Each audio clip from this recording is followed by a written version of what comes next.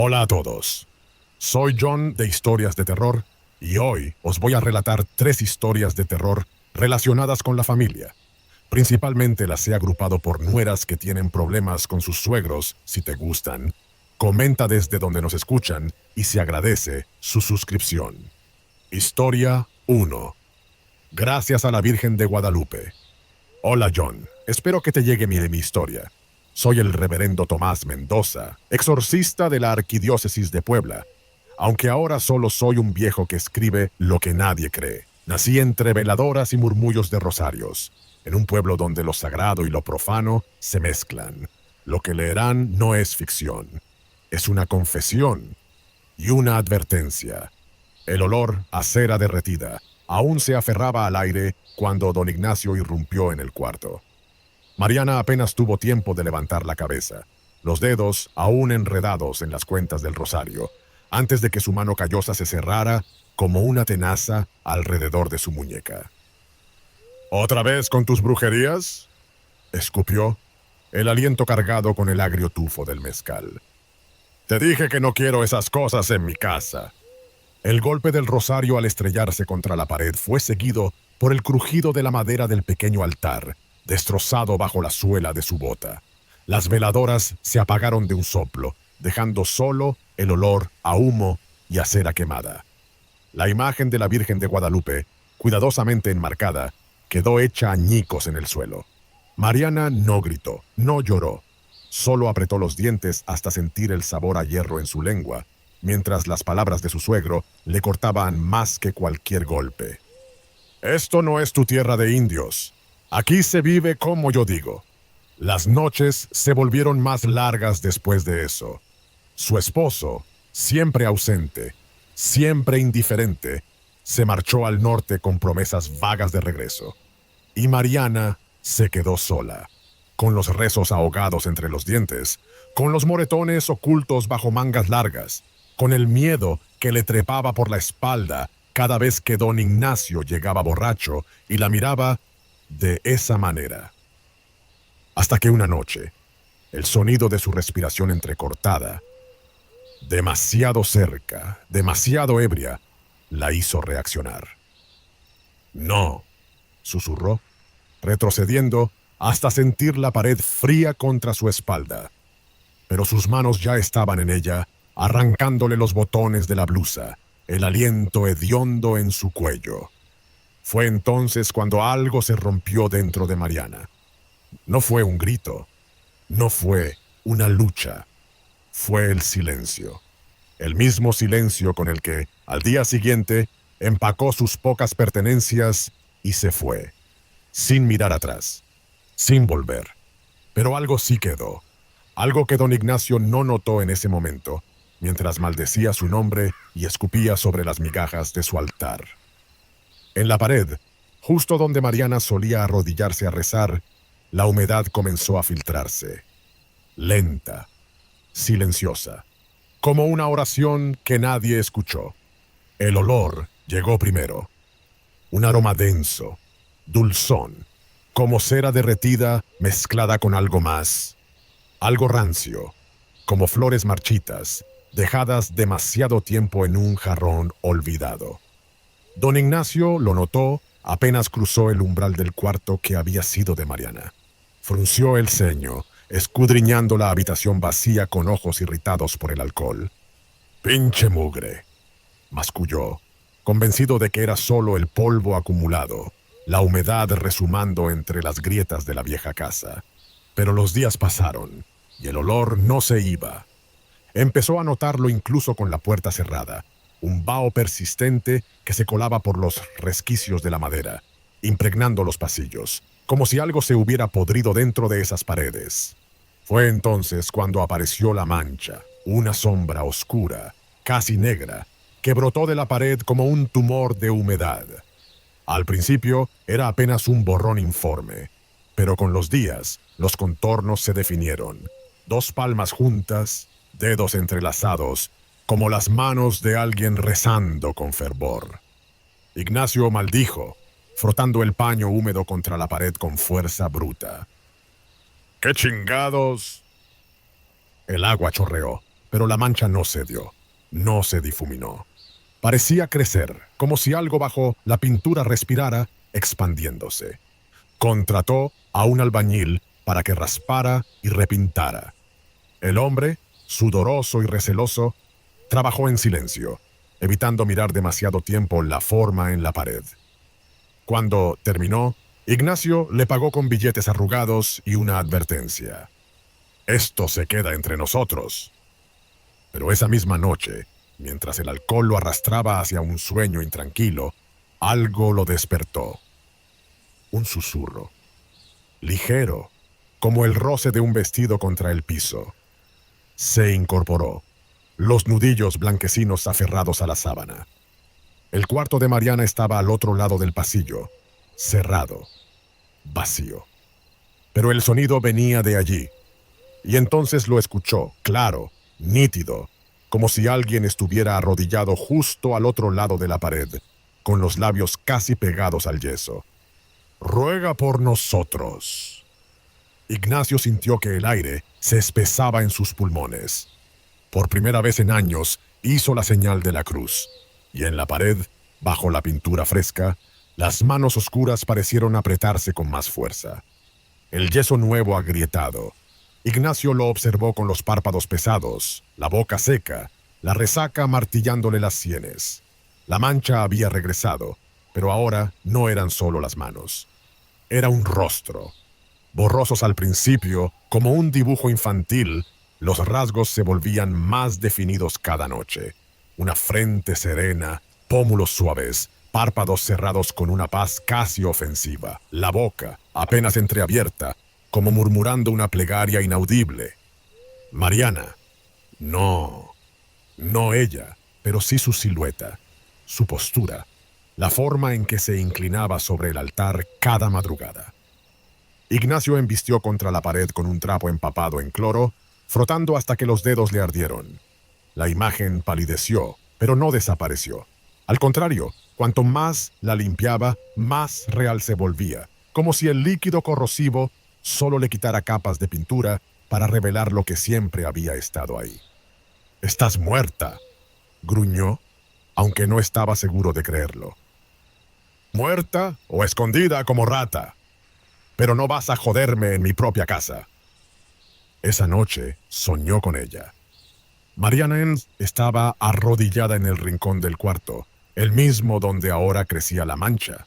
No lo miraba, no lo escuchaba, solo rezaba, sus labios moviéndose en silencio, las cuentas del rosario deslizándose entre sus dedos. Pero cuando Ignacio se acercó para gritarle, para sacudirla, una luz blanca y punzante brotó de su cuerpo. No era el cálido resplandor de las veladoras, era cegadora, quemaba, como el hierro al rojo vivo clavándose en la retina. Ignacio despertó jadeando, las sábanas empapadas en un sudor frío. El cuarto olía a cera derretida, y a algo más, algo dulce y putrefacto, como crisantemos dejados demasiado tiempo en una tumba. Desde el otro lado de la pared, un susurro. «Ruega por nosotros, pecadores». Y entonces lo entendió. No estaba luchando contra una mancha, no contra un fantasma. Estaba luchando contra lo que ella había invocado en esa habitación. Y estaba perdiendo. El insomnio lo carcomía. Ignacio pasaba las noches sentado en la cocina, con una botella de aguardiente y una vela encendida, aunque odiaba la luz temblorosa que proyectaba sombras danzantes en las paredes. Pero era peor en la oscuridad. En la oscuridad, las voces eran más claras. Al principio, solo eran murmullos, fragmentos de oraciones entrecortadas que podía atribuir al viento o a su propia mente envenenada por el miedo. Pero luego empezó a escuchar el rosario completo. Cada Padre Nuestro, cada Ave María, cada gloria resonaba desde el cuarto vacío con una claridad que helaba la sangre, no en el tono humilde de Mariana. No, era una voz múltiple, como si docenas de labios invisibles susurraran al unísono desde el otro lado de la pared. «¡Basta!», rugió una madrugada, estrellando la botella contra el suelo. El vidrio estalló en 1000 esquirlas, pero las oraciones no cesaron. Santa María, Madre de Dios, ruega por nosotros, pecadores. Ignacio corrió hacia el cuarto y empujó la puerta con una patada. El aire dentro era espeso, cargado con el olor a cera y tierra mojada. La mancha en la pared había crecido. Ahora se veía el torso completo de una figura femenina, las manos juntas, la cabeza inclinada. Pero lo más horrible eran los ojos. Los ojos ya no estaban cerrados, entreabiertos, como mirando desde el umbral de un sueño. Ignacio retrocedió, tropezando con sus propios pies. Tapó sus oídos, pero las voces ahora resonaban dentro de su cráneo, repitiendo una y otra vez: ruega por él, ruega por él, ruega por él. Gritó hasta que le ardieron las cuerdas vocales. Arrastró el armario frente a la puerta, tapiándola como si fuera una tumba. Pero cuando por fin cayó de rodillas, exhausto, sintió el aliento de algo en su nuca. Frío, pútrido, sagrado. Y supo, con un terror que le paralizó el alma, que nunca volvería a estar solo en esa casa. La madrugada olía a tierra mojada y a miedo. Ignacio ya no era un hombre, sino una sombra de sí mismo. Ojos hundidos en órbitas violáceas, manos temblorosas, la barba crecida y enmarañada como maleza. Había intentado quemar salvia, había colgado cruces torcidas en las puertas, había bebido hasta que el mundo se volvía borroso. Nada silenciaba las voces, nada borraba su rostro de la pared. Y entonces, esa noche, algo se quebró dentro de él. No fue un pensamiento racional, no fue un arrepentimiento genuino. Fue el instinto animal de un hombre acorralado por algo que no podía entender ni combatir. Se arrastró por el pasillo, las rodillas golpeando el piso de madera gastada, las uñas clavándose en las tablas como si pudiera anclarse a lo terrenal. La puerta del cuarto de Mariana estaba sellada con un armario, pero ahora estaba abierta, apenas un resquicio, suficiente para que escapara un hilo de aire frío que le erizó los vellos de la nuca. Dentro, la mancha había consumido toda la pared. Ya no era solo una silueta, era ella, la Virgen de Guadalupe, pero no como en las estampas coloridas que Mariana besaba cada mañana. Esta imagen era pálida, espectral, formada por el salitre y la humedad que rezumaban como lágrimas. Los ojos, entreabiertos, no lo miraban, no querían mirarlo. Ignacio sintió un sollozo desgarrándose en su garganta. «¡Perdón!», gritó, golpeando su frente contra el suelo. «Perdóname, maldita sea. Perdón por todo». Las palabras resonaron huecas, como si la habitación absorbiera cada sílaba, cada lágrima, cada temblor de su cuerpo. No hubo respuesta. No hubo milagro. Pero cuando el primer rayo de sol se filtró por la ventana sucia, Ignacio alzó la vista. La pared estaba limpia, no de pintura, no de yeso, sino vacía, como si algo hubiera sido arrancado de allí con rabia divina. Solo entonces notó el nuevo detalle. En el centro, donde antes estaba el rostro, el muro rezumaba una humedad fresca. La silueta perfecta de la Virgen. Pero esta vez, con los ojos completamente cerrados, como si hubiera apartado la mirada, como si lo hubiera juzgado y encontrado indigno incluso de su reproche. El miedo ahora tenía un ritual. Ignacio se despertaba antes del amanecer, con el sabor amargo de las pesadillas aún pegado a la lengua. Las primeras luces del día encontraban su cuerpo encorvado frente al rosario, los dedos ásperos deslizándose sobre las cuentas con la precisión de un preso contando los días de su condena. «Dios te salve, María, llena eres de gracia». Sus labios formaban las palabras, pero no había devoción en ellas. Solo el terror viscoso de lo que sucedería si callaba. La primera vez que intentó saltarse el rezo, el olor regresó. No gradualmente, no como un aviso, sino como una bofetada. una pestilencia a flores podridas y cera quemada que le hizo vomitar la cena en el suelo. Cuando corrió al cuarto, la pared estaba sudando, gotas gruesas, aceitosas, resbalando desde los ojos cerrados de la Virgen como lágrimas de salitre. «¡No! Lo siento», balbuceó, cayendo de rodillas y apretando el rosario hasta que las cuentas le marcaron la piel. Las gotas cesaron, pero la advertencia quedó clara. Ahora la casa estaba llena de estampitas, veladoras y cruces torcidas. No por fe, sino como amuletos, como escudos contra algo que ya vivía bajo su piel. Las noches eran las peores, porque a veces, en el silencio entre una oración y otra, escuchaba otra voz susurrando con la suya. Una voz que conocía demasiado bien. Y si miraba demasiado tiempo la pared, juraba que los párpados de la Virgen temblaban, como si en cualquier momento pudieran abrirse. Y esta vez, mirarlo directamente. La vecina lo encontró en el mercado, murmurando entre dientes, mientras sus dedos huesudos contaban las cuentas de un rosario gastado. Don Ignacio llamó curiosa. «Tan devoto se ha vuelto». Él alzó la cabeza. Sus ojos ya no tenían el fuego arrogante de antes. Ahora eran pozos opacos, rodeados de sombras moradas. Un tic nervioso le sacudía el párpado izquierdo. «Hay que rezar», masculló, pasando la siguiente cuenta entre los dedos. «Siempre hay que rezar». La mujer frunció el ceño. «¿Y por qué lo hace con tanto miedo?»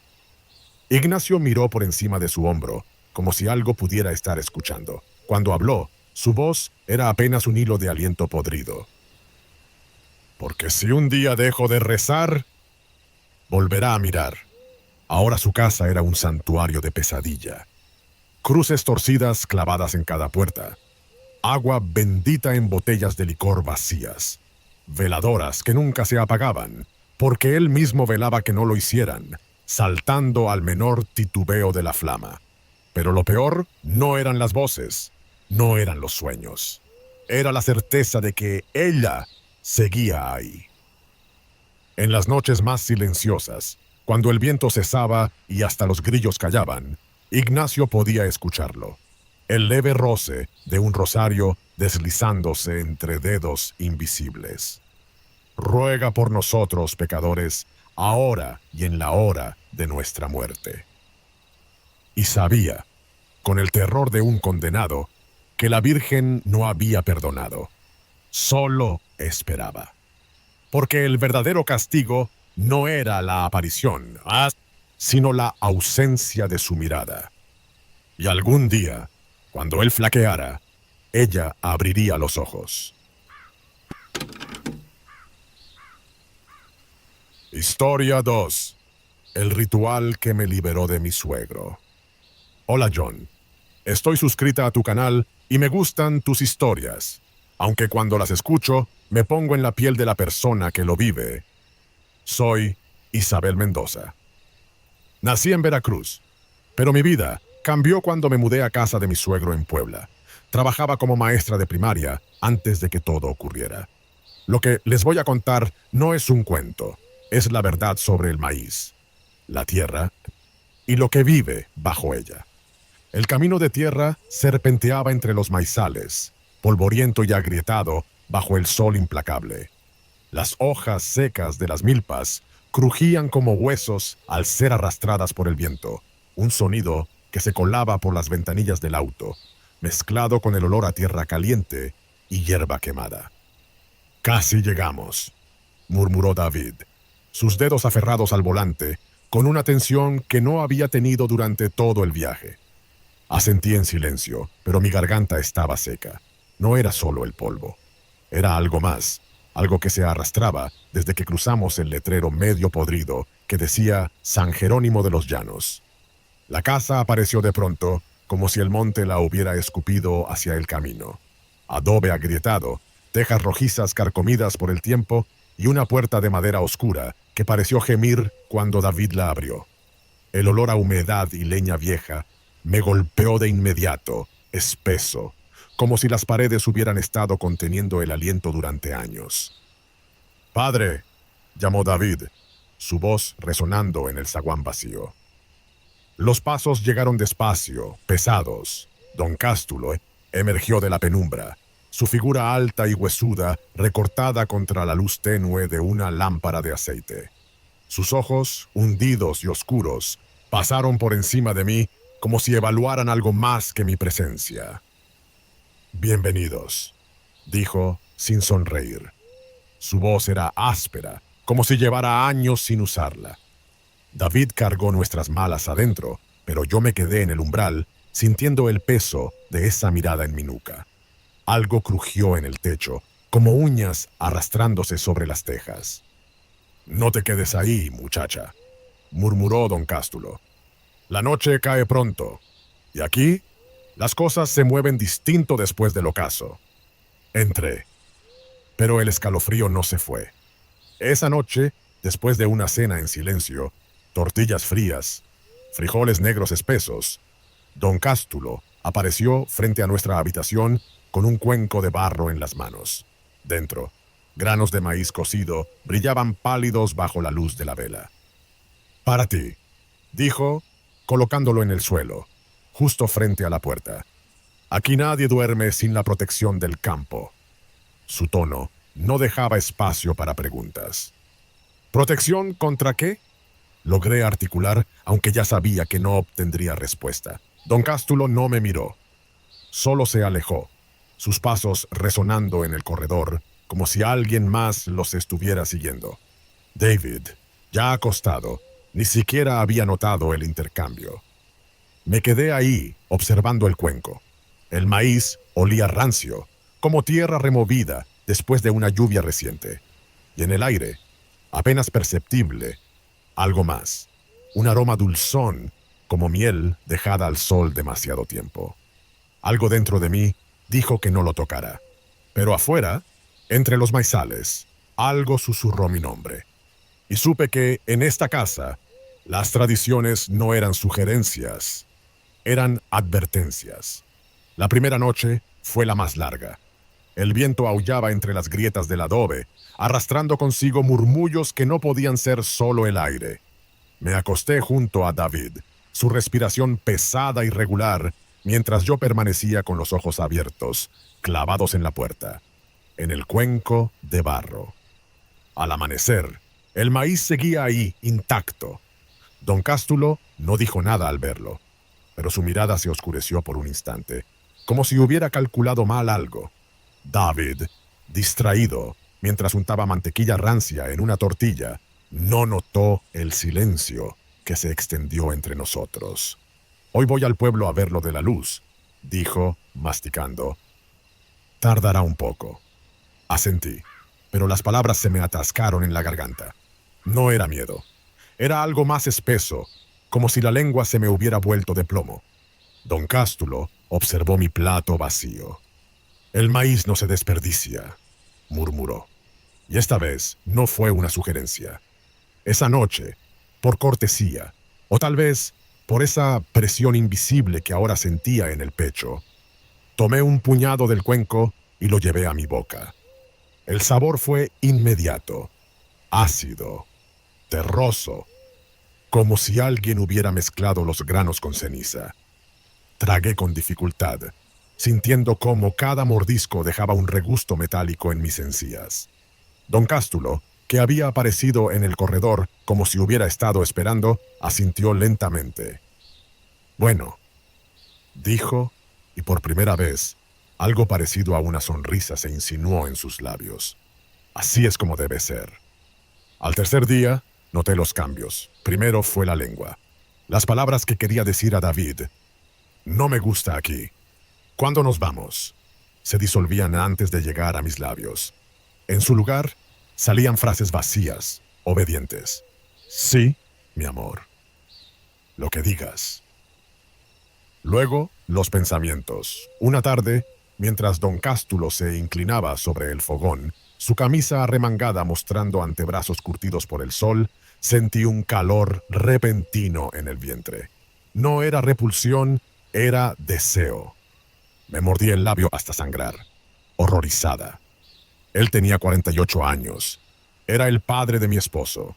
Pero esa noche, en mis sueños, sus manos ásperas recorrían mi cintura mientras su voz, ronca y dulce a la vez, susurraba: el maíz ata lo que el corazón quiere callar. Desperté sudando, con la boca llena de ese mismo sabor agrio. El cuenco, que había dejado lleno, estaba vacío. Y en el espejo, mis pupilas parecían más oscuras, como si algo dentro de mí estuviera echando raíces. Decidí dejar de comer el maíz. Fue una decisión tomada en un raro momento de lucidez, como si una parte de mí, ahogada bajo capas de niebla, hubiera logrado emerger para gritar: esto no está bien. Esa noche, dejé el cuenco intacto frente a la puerta. Los granos brillaban bajo la tenue luz de la luna que se filtraba por la ventana, como ojos pequeños observándome. Me acosté con la espalda pegada a David, buscando su calor para alejar el frío que se arrastraba por mis huesos. El sueño llegó rápido, demasiado rápido. Y con él, la pesadilla. Me desperté sin aliento, el corazón martillándome las costillas. La habitación estaba oscura, pero no tanto como para no verlo. Don Cástulo, de pie junto a la cama, inmóvil. Su silueta se recortaba contra la pared, más alta de lo que debería ser, los hombros inclinados hacia adelante, como si el techo fuera demasiado bajo para él. Y estaba masticando. Un sonido húmedo, lento, como si cada movimiento de su mandíbula requiriera un esfuerzo sobrenatural. Sus ojos, ¿o eran solo los huecos negros donde deberían estar sus ojos? No me miraban, no miraban nada, solo blanco lechoso, cegado por algo que no era de este mundo. Intenté gritar. Nada salió. Intenté moverme. Mis miembros pesaban como si estuvieran atados con alambre de púas. Y entonces, lo peor. Un deseo repentino, violento, que brotó de mis entrañas como una flor venenosa. Quería tocarlo. Quería que me tocara. Quería hundir mis dedos en ese pelo canoso y tirar de él hacia mí, sentir sus labios ásperos sobre los míos, su aliento a maíz podrido llenándome la boca. No. El pensamiento me sacudió como un latigazo, pero no era mío. Era de ella, la parte de mí que aún luchaba. Don Cástulo inclinó la cabeza, como si la hubiera oído. La tierra siempre reclama lo que es suyo, susurró, y su voz no era la suya. Era algo más profundo, más antiguo, saliendo de un pozo que nunca debería haber sido abierto. Cuando desperté por segunda vez, el cuenco estaba vacío, y mi boca sabía a semen. El sabor era inconfundible, salado, espeso, pegado al paladar como una segunda piel. Me levanté de un salto, corriendo hacia el baño para escupir, para vomitar, para arrancarme la lengua si era necesario. Pero cuando me miré en el espejo, no había rastro de nada. Solo yo, pálida, con los labios temblorosos y los ojos inyectados de sangre. David entró bostezando, pasando su mano por mi espalda como si no notara mi terror. ¿Todo bien, amor? Abrí la boca para decirle que no, que nada estaba bien, que teníamos que irnos ahora mismo. Y entonces, el mundo se inclinó. Mis rodillas golpearon el suelo antes de que pudiera reaccionar. Una oscuridad densa se arrastró por los bordes de mi visión, y lo último que vi fue a David agachándose, sus palabras llegando como a través de un túnel. Es el aire del pueblo, Isabel.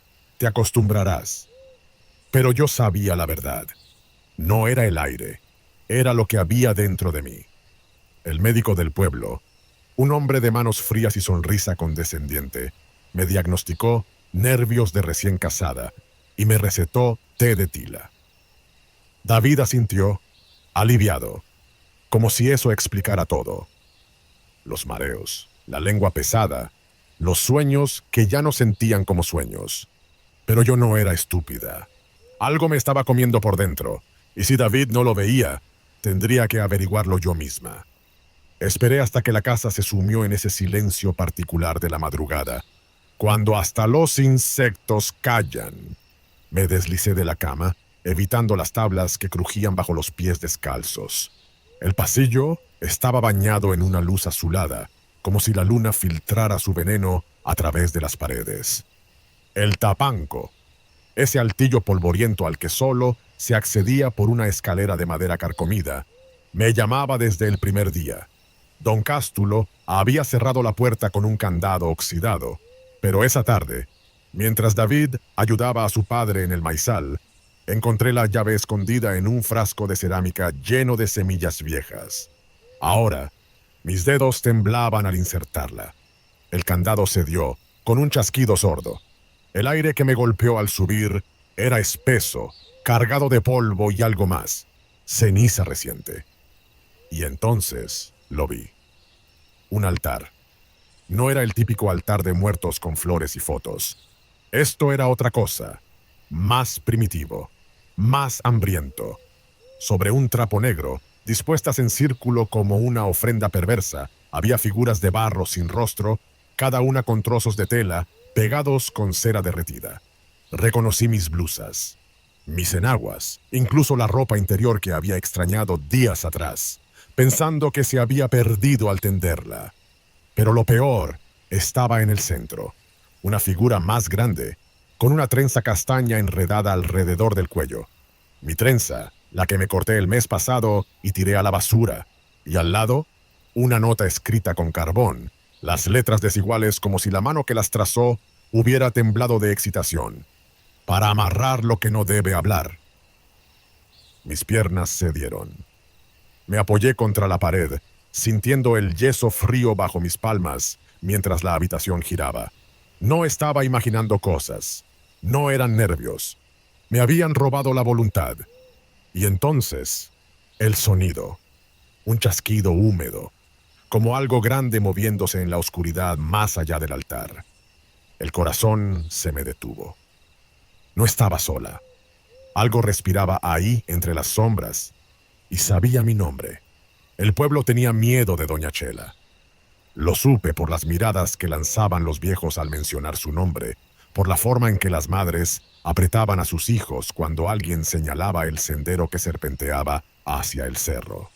«Allá vive, la que habla con lo que no debe ser hablado», murmuraban. Pero yo ya tenía algo dentro de mí que no debía estar. ¿Qué más podía perder? Encontré su choza al tercer día de buscar, tras escalar un camino de piedras musgosas que parecían sangrar humedad bajo mis pies. El aire olía a ocote quemado y hierbas amargas. Una cortina de huesos pequeños. ¿Pájaros? ¿Ratones? Tintineó sobre mi cabeza al empujar la puerta. Doña Chela estaba sentada frente al fogón, su espalda encorvada como un árbol viejo. No se dio vuelta. «Ya sabía que vendrías», dijo. Su voz era áspera, como si llevara décadas sin usarla para algo que no fuera maldecir. «Huele a tierra de muerto en tu piel». Me temblaban las manos. No supe por dónde empezar. «Mi suegro, el maíz, las figuras».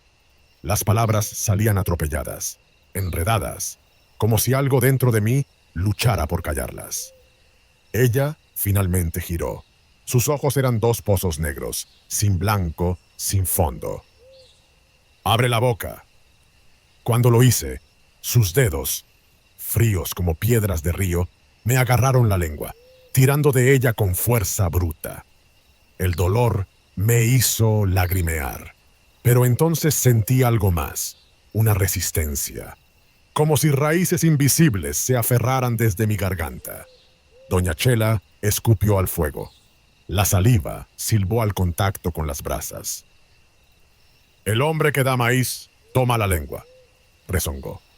«Tu suegro hizo pacto con lo que vive bajo los campos.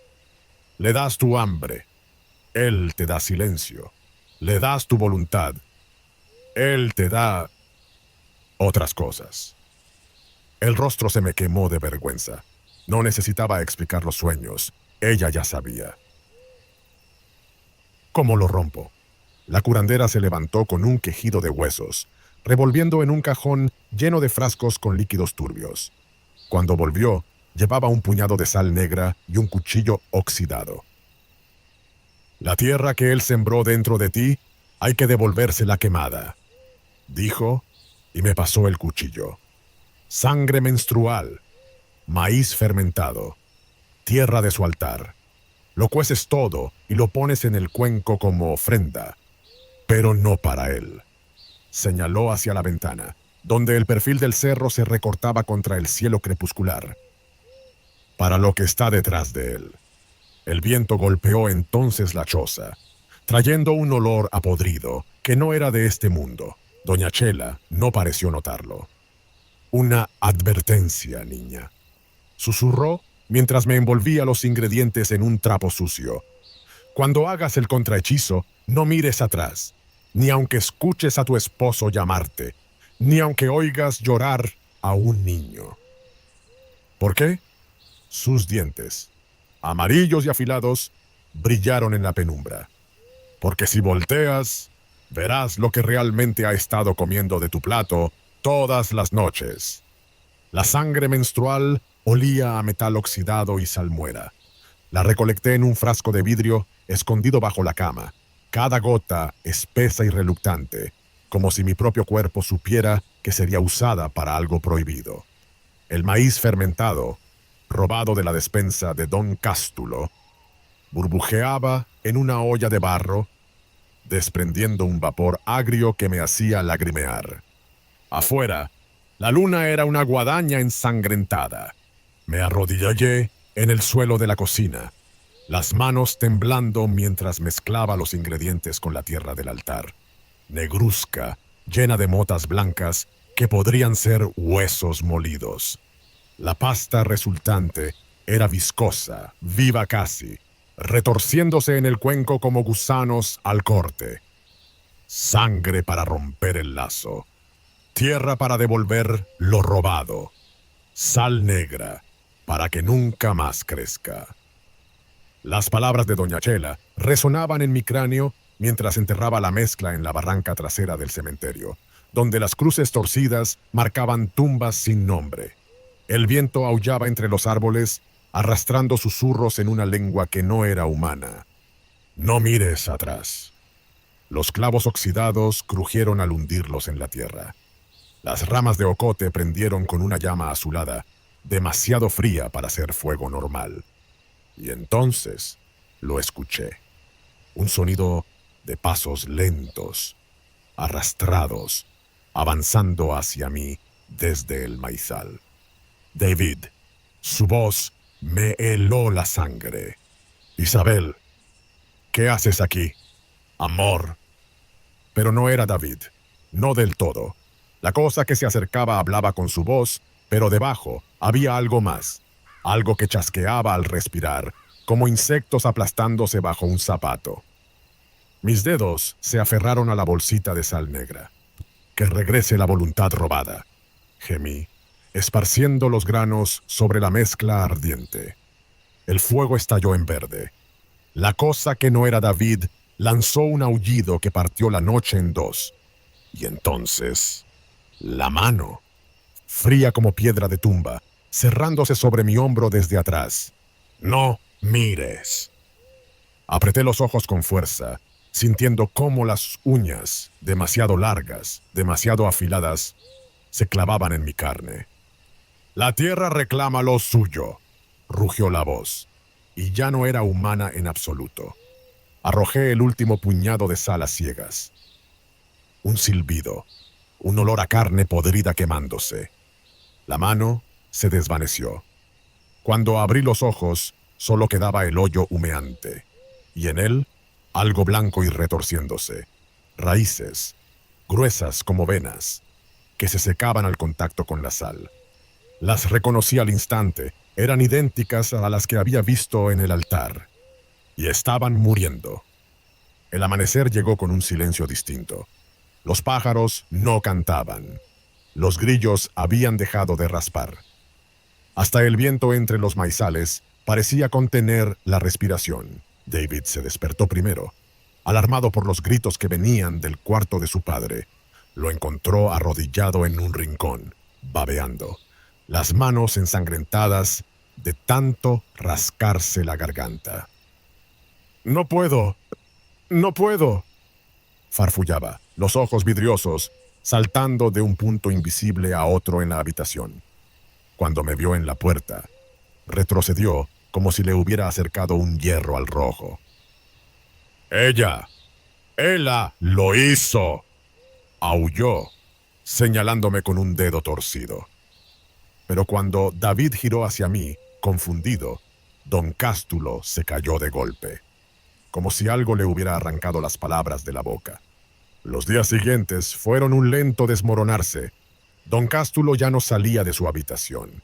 Cuando lo hacía, caminaba encorvado, murmurando frases sin sentido. Las raíces tienen hambre. El maizal pide de vuelta.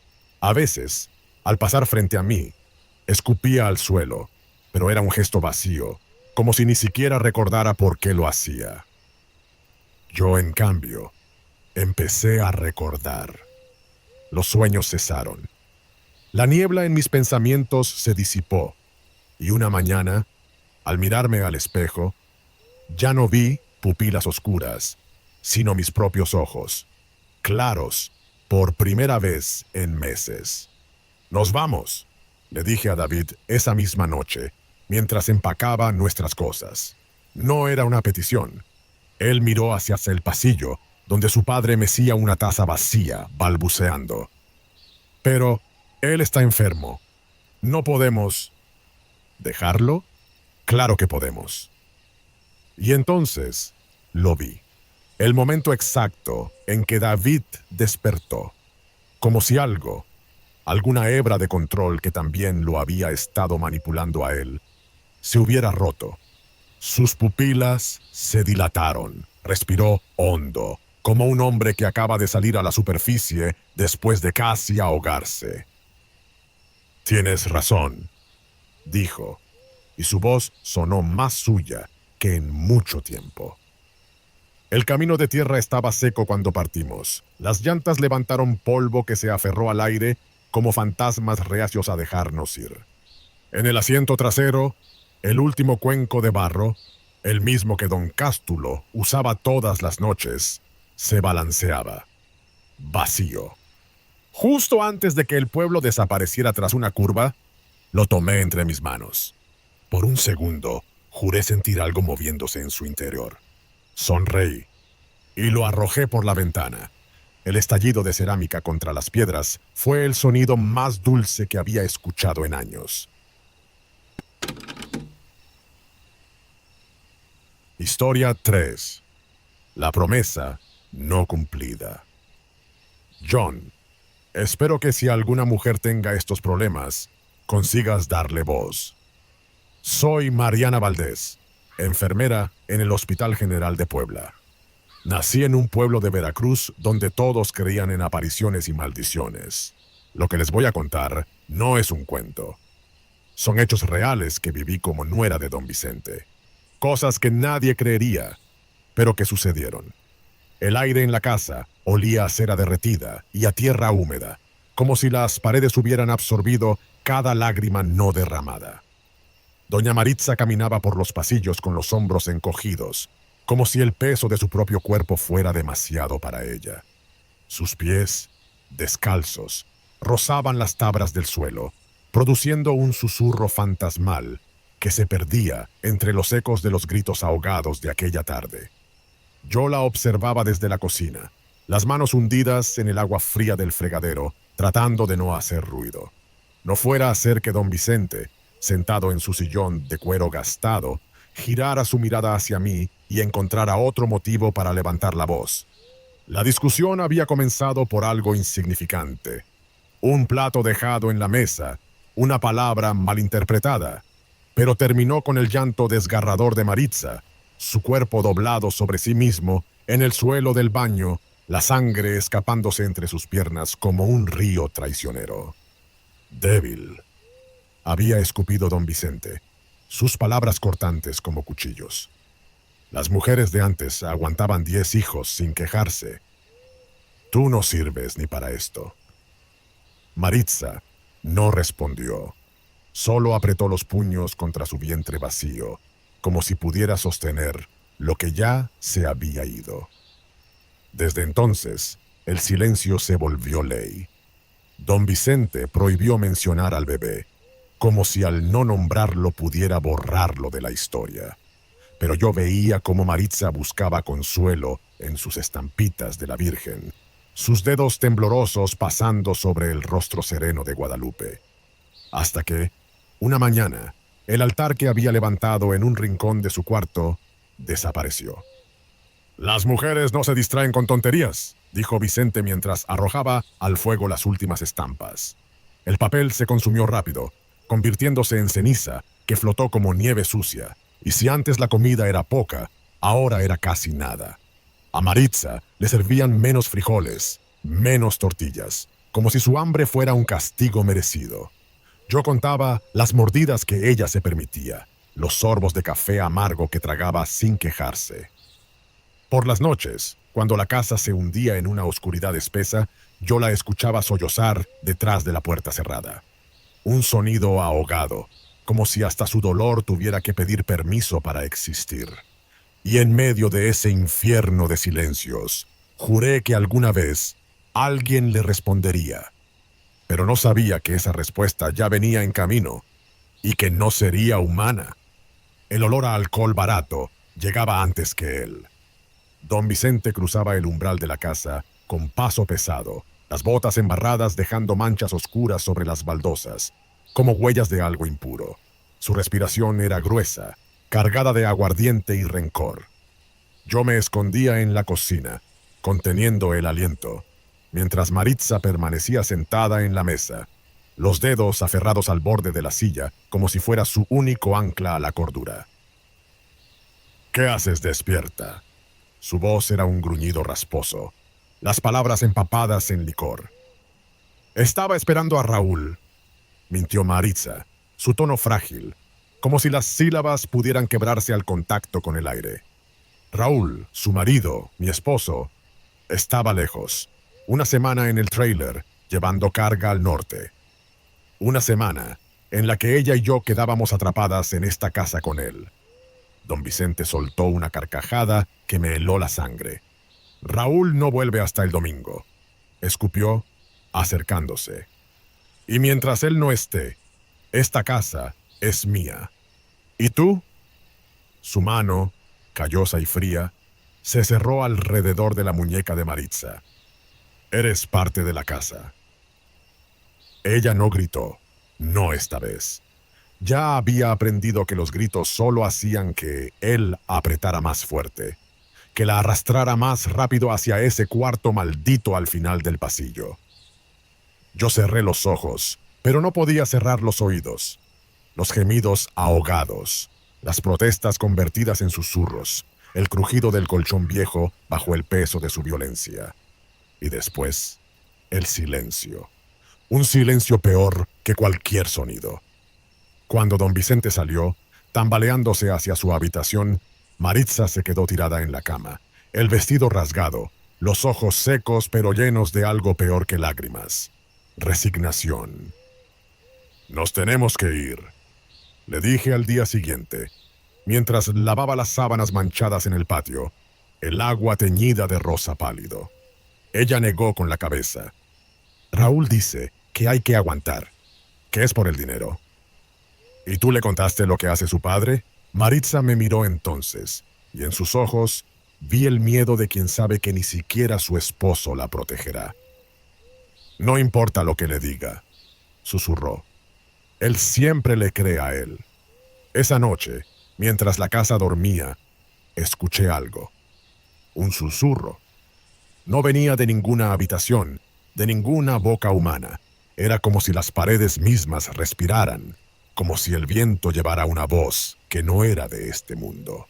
«¿Dónde está la promesa que le hiciste a mi hijo?». Me incorporé en la cama, el corazón golpeándome las costillas. Algo blanco, apenas una sombra, pasó frente a la puerta de don Vicente. Y supe, con un escalofrío que me recorrió la espalda, que la casa ya no estaba vacía. que algo había venido a cobrar una deuda, y que Vicente, borracho y cruel, ni siquiera sabía que estaba a punto de pagarla. La primera vez que la vio, don Vicente estaba tan borracho que pensó que era el alcohol jugándole una broma macabra. Esa noche, después de arrastrar a Maritza de vuelta a su cuarto, se había desplomado en su cama, la respiración cargada de ron barato y culpa negada. El cuarto olía a sudor y tabaco rancio, las paredes empapeladas con santos torcidos, sus miradas severas testigos mudos de lo que ocurría bajo ese techo. Fue entonces cuando el aire se volvió frío. No el frío normal de la noche, sino un escalofrío que penetraba los huesos, como si algo hubiera succionado todo el calor de la habitación de un solo golpe. Vicente se incorporó, mareado, los ojos nublados. ¿Quién? La palabra le salió pastosa, pero antes de que pudiera terminarla, ella apareció. Una silueta blanca, sin rostro, flotando al pie de su cama. No como las apariciones de las películas, brillantes y etéreas. Esta era sólida, real, pero incorrecta, como si el mundo se hubiera doblado para darle espacio. ¿Dónde está la promesa que le hiciste a mi hijo? La voz no era un sonido, sino algo más profundo, como si las palabras resonaran directamente dentro de su cráneo. Vicente se frotó los ojos, negando con la cabeza. No hice ninguna promesa, masculló, buscando a tientas la botella vacía en el suelo, como si el vidrio pudiera protegerlo. La figura se acercó. No caminó, se deslizó, sin que sus pies tocaran el piso. Mientes. El hedor a flores marchitas llenó la habitación, mezclándose con el tufo a alcohol. Vicente retrocedió hasta chocar contra la cabecera de la cama, las manos temblando. Fuera de aquí. No eres real. Pero cuando alargó la mano para apartarla, sus dedos atravesaron nada, solo un vacío gélido que le quemó la piel como hielo seco. La mujer de blanco inclinó lo que debería haber sido su cabeza. Hace 40 años, tu hijo enfermo, la oración que nunca cumpliste. Y entonces, como un relámpago atravesando la niebla de su memoria, Vicente recordó. El niño lloraba, su cuerpecito ardiendo con fiebre. El médico del pueblo había dicho que no pasaría la noche. Vicente, de rodillas frente a una estampa de la Virgen, las manos juntas, como no lo habían estado nunca. Si lo salvas, Virgen Santa, nunca dejaré que sufra en esta casa. Una promesa hecha con lágrimas auténticas. Una promesa que, al amanecer, cuando la fiebre bajó, fue enterrada junto con su miedo. No, susurró Vicente ahora, las uñas clavándose en el colchón. Eso fue hace... Pero la mujer de blanco ya se estaba desvaneciendo, dejando solo un último susurro antes de desaparecer. Ahora recuerdas. Y cuando el alba llegó, encontró a Vicente aún despierto, los ojos inyectados en sangre, los labios moviéndose en una oración que no había pronunciado en décadas. Pero afuera, en el corredor, yo escuché algo más. Pasos, ligeros como de pies descalzos sobre madera, y supe que esto no había terminado, que solo era el principio. La mañana siguiente olía a café quemado y a mentiras. Don Vicente bajó las escaleras con paso lento, los ojos hinchados, la piel cetrina bajo la barba de varios días. Se sentó a la mesa con un gruñido, evitando mirar a Maritza mientras ella servía los frijoles con manos que apenas temblaban. Yo observaba desde el umbral, conteniendo la respiración. ¿Te sientes bien, suegro?, preguntó Maritza, su voz un hilo de sombra. Vicente alzó la vista y por un instante vi algo en sus ojos que nunca antes había estado allí. Miedo. ¡Cállate!, escupió, pero sin la fuerza de siempre. No digas estupideces. Maritza bajó la cabeza y se alejó. Fue entonces cuando ocurrió. Vicente tomó el cuchillo para untar mantequilla. En su pan, pero la hoja resbaló de sus dedos como si alguien la hubiera arrancado. Cayó de filo, clavándose en su muslo con un tac sordo que hizo que todos nos quedáramos inmóviles. «¡Maldita sea!», gritó, saltando de la silla mientras la sangre manchaba su pantalón.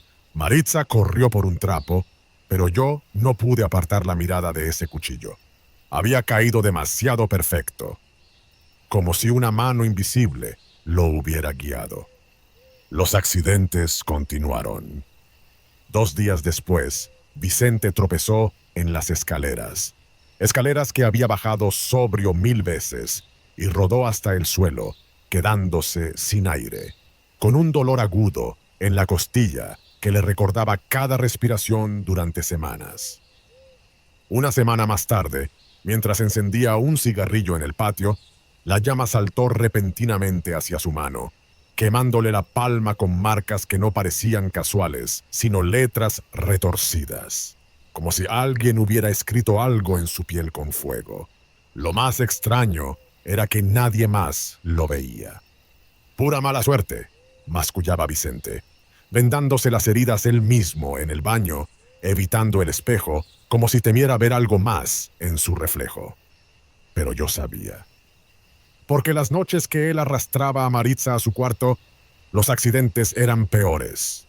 Una vez, el marco de la puerta se desprendió justo cuando pasaba, golpeándole la cabeza con fuerza suficiente para dejarle un moretón violáceo en la sien.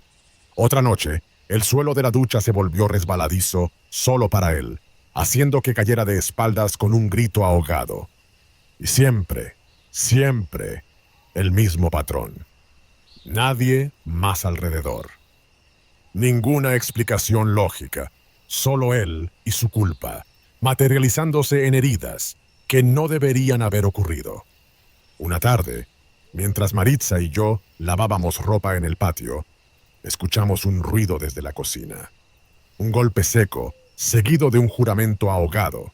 Corrimos adentro y encontramos a Vicente arrodillado junto a la mesa, un charco de sangre expandiéndose bajo su brazo.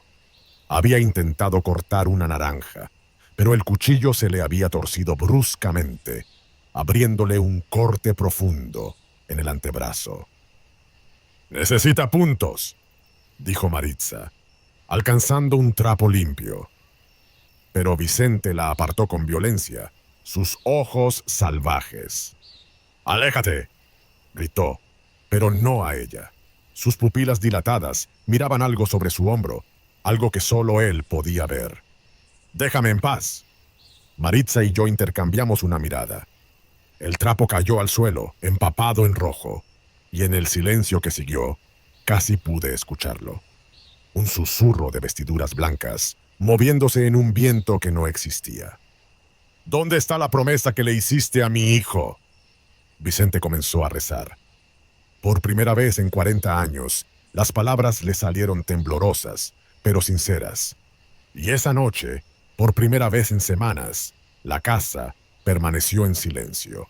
Pero yo sabía la verdad. Era una tregua, no un perdón. El rosario crujía entre los dedos de don Vicente como huesos secos.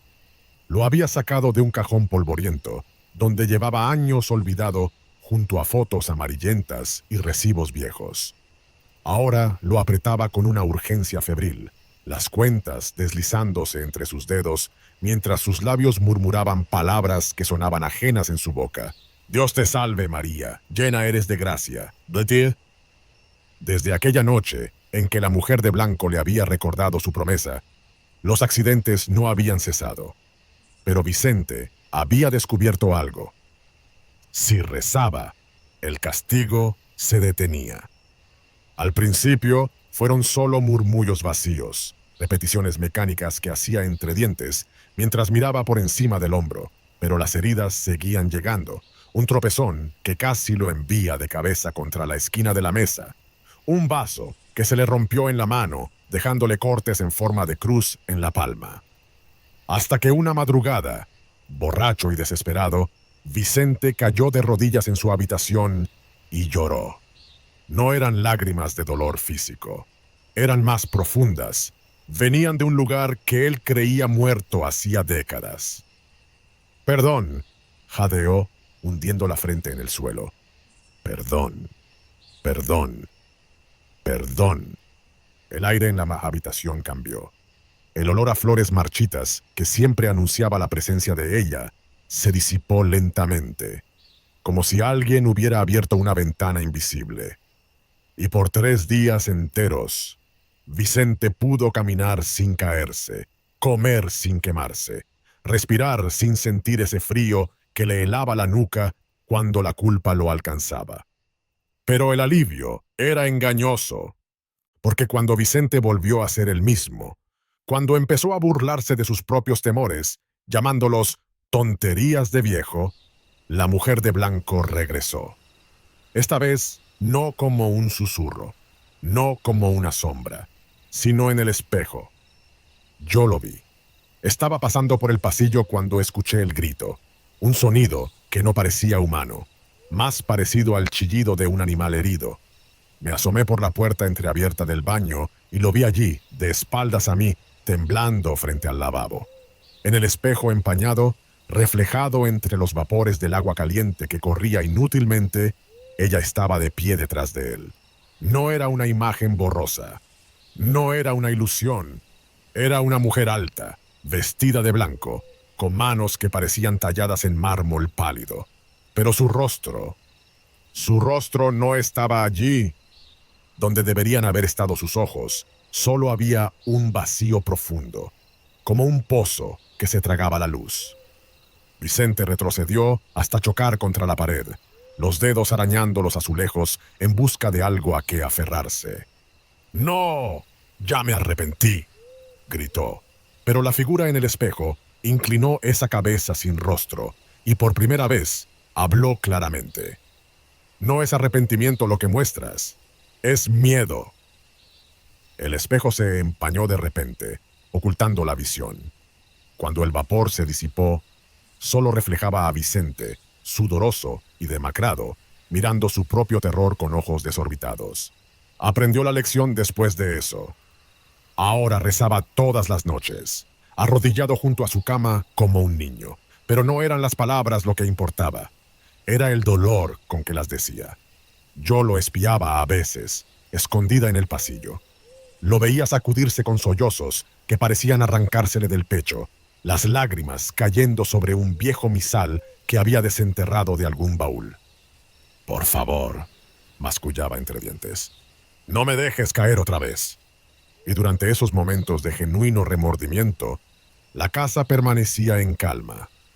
Pero si su voz vacilaba, si sus pensamientos se volvían cínicos aunque fuera por un segundo, algo respondía.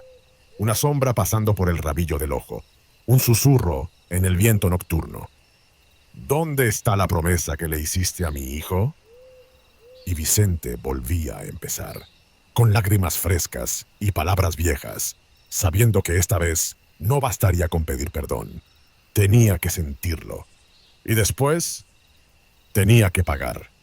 La vela no debería haberse encendido. Don Vicente la había colocado frente a una estampa de la Virgen de Guadalupe que encontró enterrada en el fondo de un baúl, su papel amarillento y los bordes comidos por el tiempo. La imagen estaba descolorida, como si alguien hubiera intentado borrarla a fuerza de olvido. Pero cuando la llama tembló por primera vez, supe que algo iba a suceder. El aire en la habitación estaba inmóvil, pesado como antes de una tormenta. Vicente arrodillado frente al pequeño altar que había improvisado, sus labios moviéndose en una oración entrecortada. Las sombras bailaban en las paredes, alargándose y contrayéndose como seres vivos. Entonces, sin razón alguna, la llama se elevó. No fue un simple parpadeo. La lengüeta de fuego creció hasta el triple de su tamaño, estirándose hacia el techo como una mano que buscara escapar. La cera derretida chorreaba a raudales, formando figuras extrañas en el suelo, como lágrimas solidificadas. Vicente retrocedió, pero no pudo apartar la mirada. ¿Qué? Su voz se quebró. Y entonces, ella apareció. No como antes, en reflejos o sombras fugaces. Esta vez estaba allí, de pie al pie de su cama, tan real como la noche fuera de las ventanas.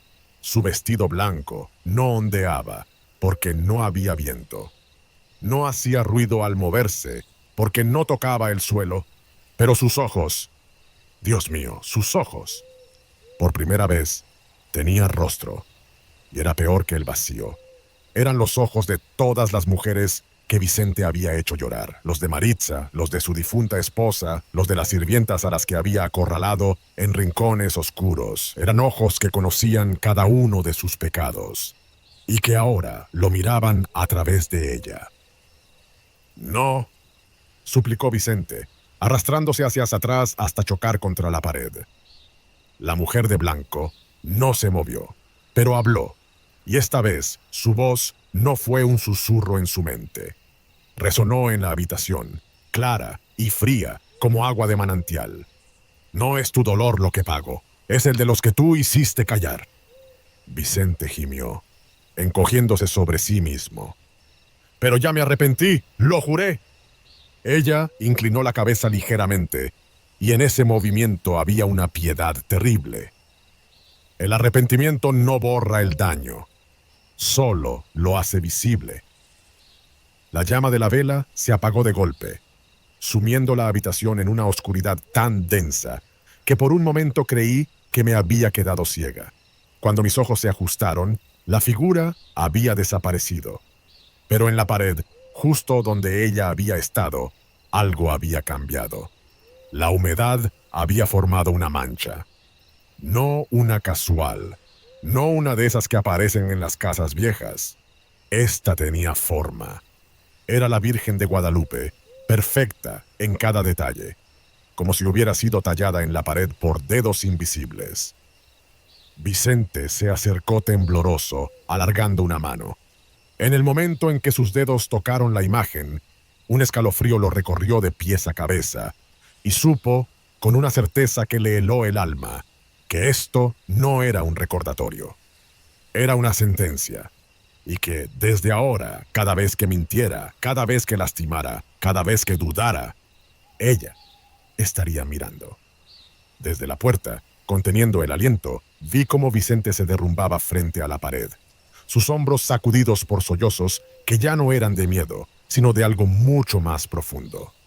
Algo que podría haber sido, en otra vida, remordimiento verdadero. Pero fuera, en el pasillo, el olor a flores marchitas persistía. Porque algunas deudas no se saldan con lágrimas, se pagan con el alma. El tiempo dejó de tener sentido en esa casa. Los días se arrastraban como agonizantes, pesados bajo el olor a cera derretida y rosarios apretados entre dedos temblorosos. Don Vicente ya no era el mismo hombre. Lo veía pasar por los pasillos, encorvado como un anciano, aunque no le llegaban aún los 60. Sus ojos, antes fríos y calculadores, ahora saltaban ante cada sombra, cada reflejo que pudiera esconder a ella. Había convertido su habitación en una celda de devoción forzada, estampas de santos clavadas en las paredes, veladoras encendidas día y noche, el aire espeso de incienso y miedo. Pero lo peor eran los espejos.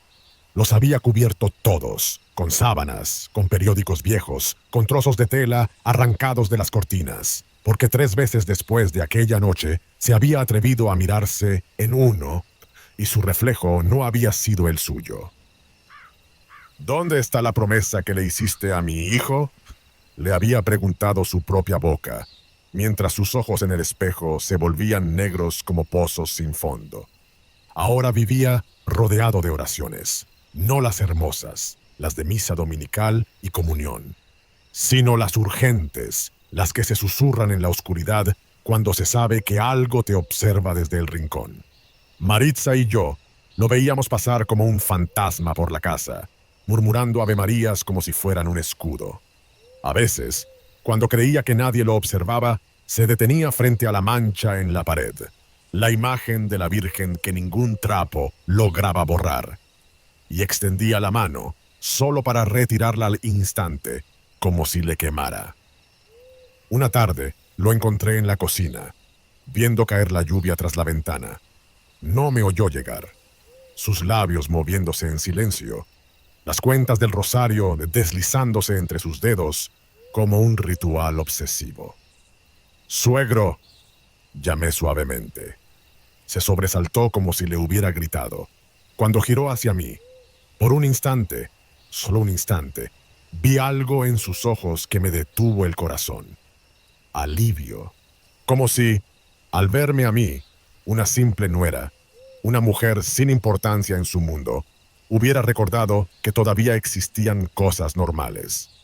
Cosas que no susurraban en la noche, ni lo observaban desde los espejos. Pero entonces, detrás de mí, algo crujió. Tal vez fue el viento. Quizá solo la casa ajustándose sobre sus cimientos. Pero Vicente palideció tanto que pensé que se desmayaría. Sus labios formaron dos palabras, tan bajas que casi no las escuché. «Perdóname. No me lo decía a mí». La última noche supe que algo había cambiado. Un silencio extraño se había apoderado de la casa. No el silencio opresivo de antes, sino uno casi pacífico. Pasé frente a la habitación de Vicente y lo vi sentado en su cama, mirando fijamente la imagen en la pared. Pero esta vez no rezaba, no lloraba, solo miraba. Y en sus ojos no había miedo, había aceptación. Por la mañana, Maritza lo encontró. Se había quedado dormido, o al menos eso parecía, en su sillón, rodeado de veladoras apagadas. Entre sus manos, aún aferrado como un talismán, el rosario. Pero lo más extraño no fue su muerte. Fue la expresión en su rostro. Paz. Una paz que no había merecido en vida. Mientras los vecinos llegaban y murmuraban sobre un final tranquilo, yo me quedé mirando la mancha en la pared. La imagen de la Virgen seguía allí, imborrable. Pero ahora, si uno miraba con atención, parecía sonreír levemente. Y esa noche, cuando todos se habían ido y la casa por fin estaba en silencio, escuché algo por primera vez en años. El suave roce de un vestido de lino contra el suelo. Un susurro que no venía de las paredes. Y supe que, aunque la deuda había sido pagada, algunas presencias nunca se van del todo.